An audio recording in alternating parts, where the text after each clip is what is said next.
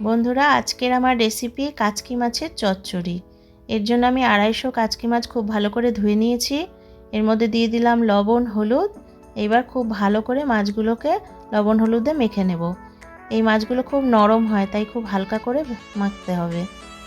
এবার নিয়ে নিয়েছি কড়াইতে দিয়ে দিলাম 2 চামচের মতো সর্ষের তেল। এই তেলেই আমি মাছগুলো ভেজে নেব। এই যে আমি দেখো আলু লম্বা করে কেটে নিয়েছি, বেগুন লম্বা করে কেটে নিয়েছি, পেঁয়াজ নিয়েছি, আদা জিরে লঙ্কা বাটা নিয়েছি আর কাঁচা লঙ্কা নিয়েছি কুচিয়ে।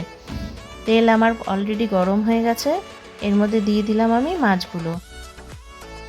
এবার একটা খুন্তি দিয়ে মাছগুলোকে একটু ছড়িয়ে দেব খুব হালকা করে, না হলে মাছগুলো ভেঙে যাওয়ার চান্স থাকে।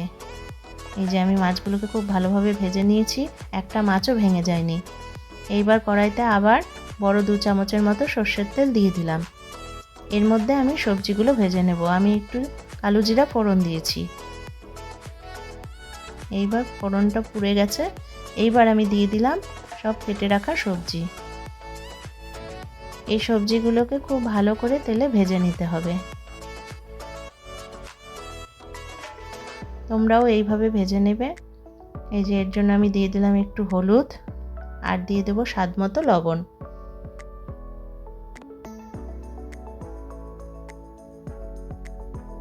লবণ হলুদ দিয়ে আমি সবজিগুলোকে খুব ভালো করে ভেজে নেব। এই যে আমার সবজিগুলো দেখো অনেকটাই ভাজা হয়ে গেছে। এইবার আমি এক এক করে মশলাগুলো দিয়ে দিই। প্রথমে আমি দিলাম 1 চামচ আদা বাটা, এরপর আমি দেব 1 চামচ লঙ্কা বাটা আর দেব 1 চামচ জিরে বাটা। এইবার আমি সব ভালো করে মিশিয়ে নেব। মিশিয়ে খুব ভালো করে ভেজে নিতে হবে। এই রান্নাটায় কোনো ঝোল হবে না, তাই আমি খুব অল্প জল দিয়ে মশলাগুলোকে ভাজবো। এই যে প্রথমে আমি অল্প করে ভেজে নিয়েছি, এইবার একটু জল দেব।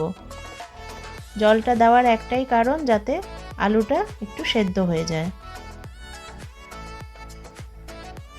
তোমরাও এরকম করে অল্প জল দিও, বেশি জলের দরকার নেই। এই যে আলুটা সেদ্ধ হয়ে গেছে। এইবার আমি কাচকি মাছগুলো ঢেলে দিলাম।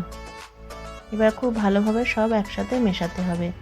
এটা বারবারই বলছি, খুব হালকা করে মেশাবে, কারণ মাছগুলো খুব সফট হয়। মাছগুলো ঘেটে যাওয়ার চান্স থাকে। দেখো আমার কিন্তু একটা মাছও ঘেটে যায়নি। আর এই যে লাস্টে আমি একটু ধনেপাতা ছিটিয়ে দিলাম। শীতকালে কিন্তু ধনেপাতা খুব ভালো লাগে যে কোনো রান্নাতে। তোমরাও এইভাবে বানিয়ে খাবে কাচকি মাছের চচ্চড়ি। এটা গরম ভাতে খুব ভালো লাগে বন্ধুরা।